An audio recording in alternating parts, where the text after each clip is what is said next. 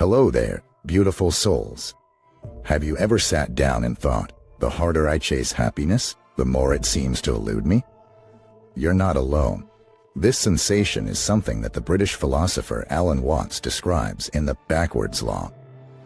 You see, the relentless pursuit of happiness, satisfaction, or fulfillment often leads us down a road of increasing disappointment and dissatisfaction. It's an irony of life that the more we yearn for these feelings of contentment, the less likely we are to attain them. Perhaps you know what I'm talking about, or maybe you don't, but bear with me as we delve deeper into this seemingly contradictory concept. It's like being in quicksand. The more you struggle, the faster you sink. In Watts' view, this is how we often approach happiness and fulfillment, and it leads us to a paradoxical trap. We work so hard, strive so much, and chase so relentlessly that we end up pushing away the very thing we desire. Which brings us to an interesting point. The backwards law suggests that by striving for less dissatisfaction, we can often deepen it. This may seem counterintuitive, but it stems from the idea that our fixation on eliminating dissatisfaction implies a resistance to our current state. We are, in essence, rejecting our present moment and wishing it were different. This resistance can amplify feelings of discontent and unhappiness, leading us to a cycle of dissatisfaction that's hard to break away from. Now, let's try to understand why we end up in this cycle. A key factor is our preoccupation with external achievements. We live in a world that's constantly telling us to want more, to achieve more, to be more. Wealth, love, power. Society paints these as the hallmarks of success, and we are conditioned to desire them. But in our chase for these external trappings, we often lose sight of our true desires, our genuine needs. The backwards law invites us to pause and ponder upon this. Are these external achievements what we truly seek? Is this relentless pursuit of wealth, love, and power genuinely fulfilling us, or is it detaching us from what we genuinely want? In the race to accumulate more, have we forgotten to question what we sincerely desire? Alan Watts challenged the very foundation of our desires and suggests our inability to define them stems from a misunderstanding of ourselves. We are constantly shaped by external influences and societal expectations, so much so that we lose touch with our authentic self. We forget to listen to our inner voices that guide us towards what genuinely brings us joy and fulfillment. In chasing the external, we get disconnected from the internal. The more we pursue external happiness, the further we distance ourselves from genuine contentment. Our inner selves get muffled in the cacophony of societal expectations, and we're left feeling unfulfilled, even when we achieve what we thought we desired. This disconnection from the self is a form of suffering. The backwards law illuminates that the more dissatisfied we are with our current circumstances, the more we suffer. The struggle, the dissatisfaction, the constant yearning for something different, something more, becomes a source of perpetual discomfort. This idea aligns with the thoughts of another prominent philosopher, Arthur Schopenhauer. He suggested that humans are driven by a continual, directionless striving known as the will to live, which results in suffering. Our constant desire for more, our relentless pursuit of happiness, is a manifestation of this will. And it's this ceaseless striving that keeps us from experiencing true contentment. However, Schopenhauer also proposed a solution. He argued that the only path to true contentment is the negation of this relentless will. It's about accepting the ebb and flow of life, the ups and downs, the joys and pains, and being at peace with them. Acceptance, according to Schopenhauer, is the first step towards contentment. This is where the backwards law nudges us gently to rethink our approach to life. It tells us to accept life's inherent flaws and imperfections, to understand that our constant pursuit of something better, of something more, can often lead us away from the joy of the present moment. On that note, let's take a short pause. Digest these thoughts, reflect on them. In the next part, we'll continue to explore how this acceptance and letting go can lead us to the peace and fulfillment we yearn for. Until then, remember, it's not always about chasing more, but about appreciating the now. Let's dive deeper into this concept of acceptance. What does it mean to accept life's inherent flaws and imperfections? It's not about passive surrender or resignation. It's about embracing what is, without the constant urge to change or fix it. It's a radical acceptance that life, in all its messy, unpredictable glory, is perfect in its imperfection. In this vast and beautiful landscape of life, there will be mountains and valleys, sunshine and rain, moments of triumph, and instances of failure. To accept means to acknowledge these highs and lows, not as separate, isolated events, but as parts of a grand, cohesive whole that shapes our existence. It's about understanding that our relentless pursuit of happiness often blinds us to the simple joys of life that are right in front of us. And yet, we continue to chase. We continue to reach for that elusive sense of fulfillment, that next achievement, that next milestone. Why do we do that? The answer lies in our misunderstanding of what we truly desire, what truly matters to us. And this brings us back to the backwards law. As we touched upon earlier, this law prompts us to question our desires. It dares us to dive into the depths of our hearts and minds, beyond superficial layers of societal expectations and norms, to discover what stirs our soul, what genuinely brings us joy and content. We need to question whether our relentless pursuit of external achievements is truly what we seek, or if it's just a smokescreen concealing our genuine desires.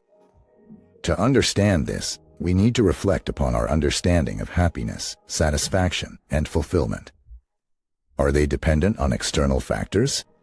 Are they contingent upon the success of our endeavors or the approval of others? Or do they reside within us, in our perspective, our state of mind, our acceptance of what is?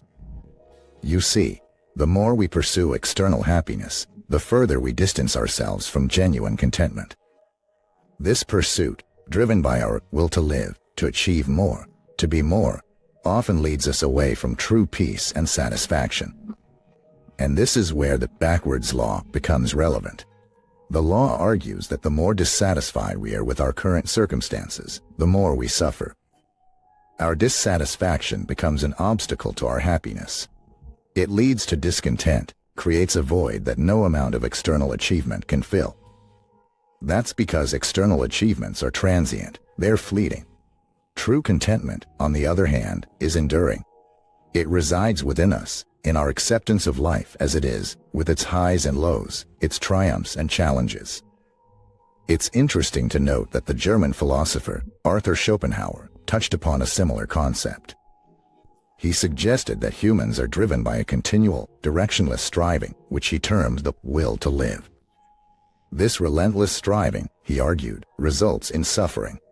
It leads to a constant state of dissatisfaction and unease, a sense of lacking, of not having enough. But Schopenhauer didn't stop there. He proposed a solution, the negation of this relentless will. He argued that the only path to true contentment is to let go of this constant striving, to accept life as it is, with all its imperfections and uncertainties.